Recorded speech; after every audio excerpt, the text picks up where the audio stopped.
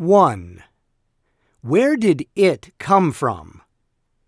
You either have it or you don't. Popular saying. For years, I've been intrigued by it.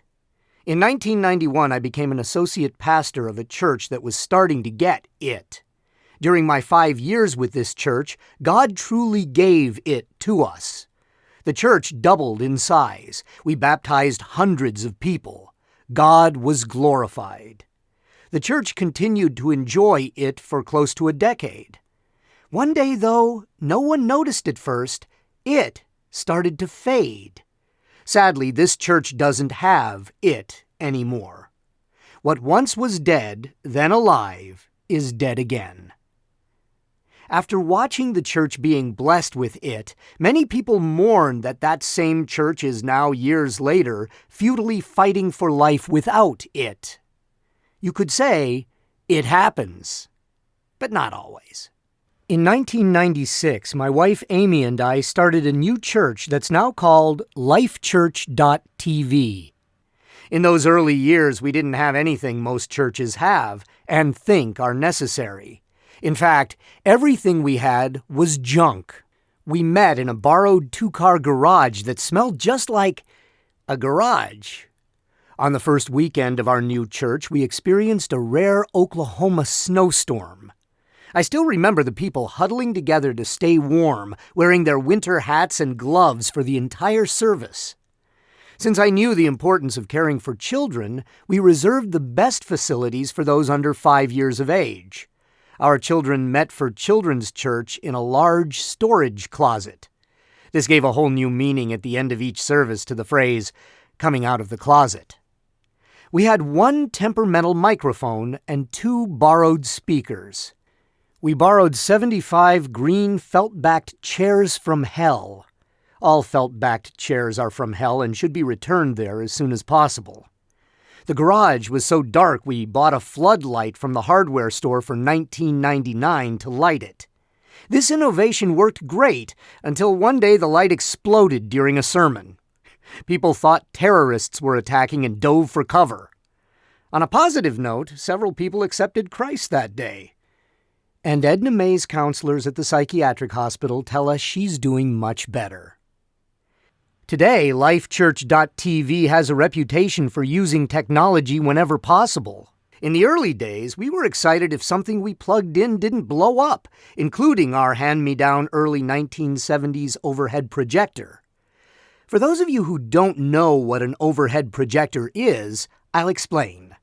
An overhead projector was the state-of-the-art cutting-edge way in 1976, unfortunately this was 1996, to display song lyrics on a screen, or in our case, on the garage door.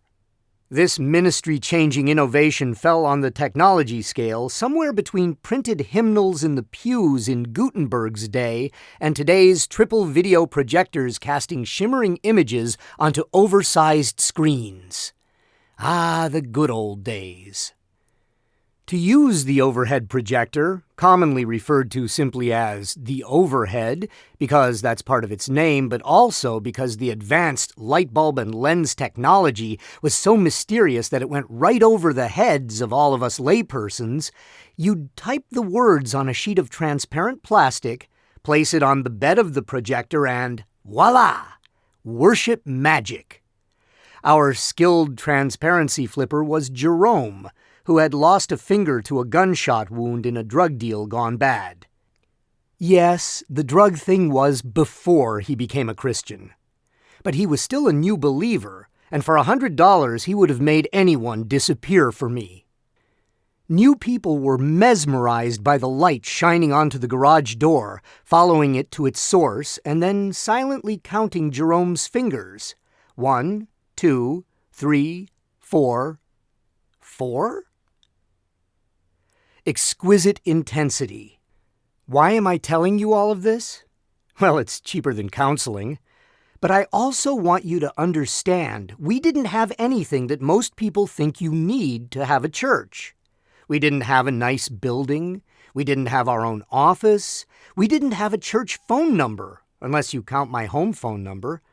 We didn't have a paid staff. We didn't have a logo. We didn't have a website. We didn't serve Starbucks. We didn't have sermon series with clever titles lifted from Baywatch episodes. What did we have? We had a few people. You could count them on both hands. Well, Jerome couldn't, but you could. Those few people were off the charts excited about Jesus.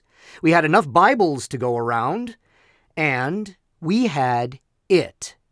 At the time, I didn't call it it, but we were definitely full of it, which is ironic because I've been accused many times of being full of it. Even though we didn't know what it was, we knew it was from God, and it was special. Whatever it was, everyone who came felt it, and they talked about it, and new people came and experienced it, and the church grew, and lives were changed by the dozens, then by the hundreds, then by the thousands. 10 years later, we were thrilled to be ministering to thousands of people at 13 different locations in 6 states. As exciting as that sounds, and it was, after a while, I started to notice something that made me pause. Over time, it made me nervous. Finally, it started to bother me deeply. In some locations, we were losing it. Even though I had never known what caused it, I had always hoped we'd never lose it. And yet, we were. Although some campuses unquestionably still had it, in other locations, we had to admit that it seemed to have quit. That distinct spiritual hum, so obvious before, was harder to hear.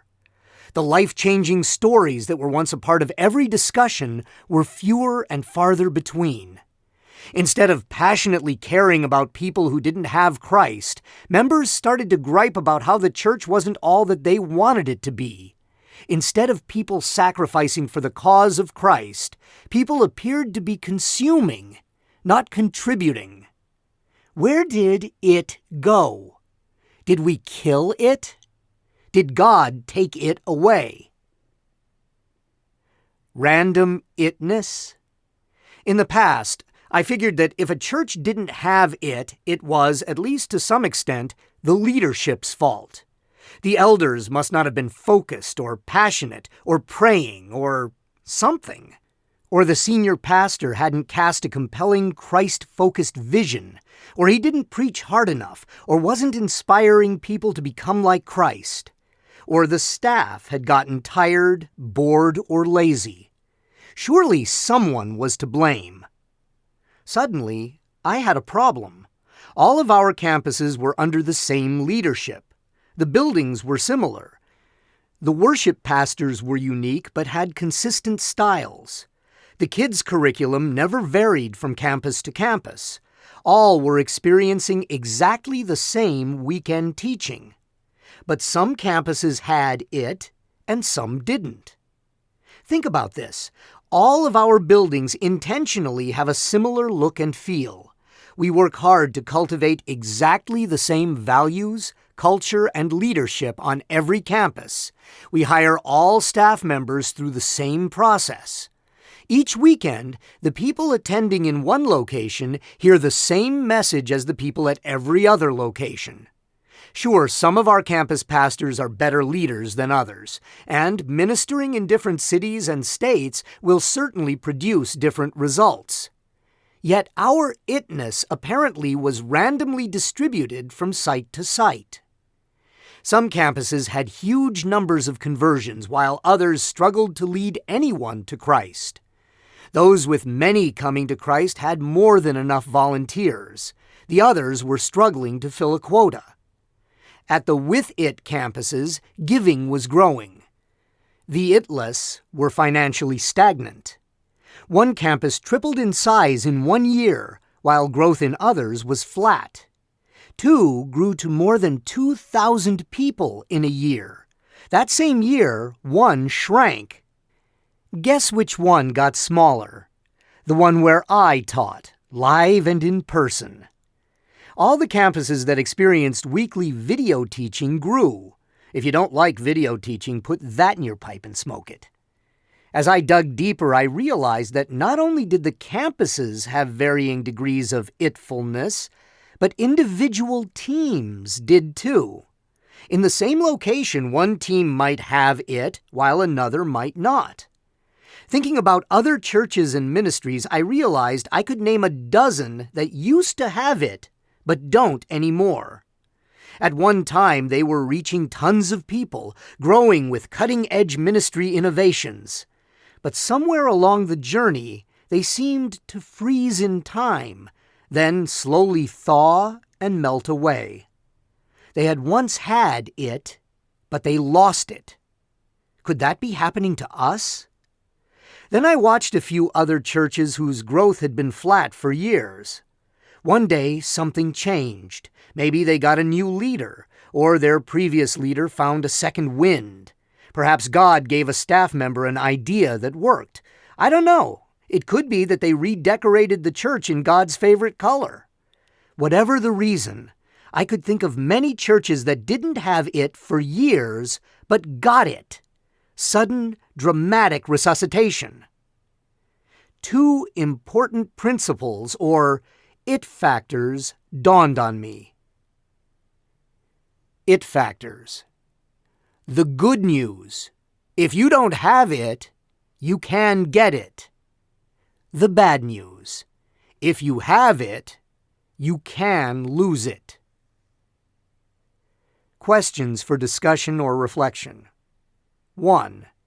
If a church lacks what most people think you need to have a church, yet they have it, does this mean that buildings, environments, logos, websites, and so on are not important? Why or why not? 2. Can you think of an example of a church that had it and then lost it? Describe what happened. Why do you think that ministry lost it? 3. If you've ever been part of a ministry that had it, you knew it. Describe what it felt like.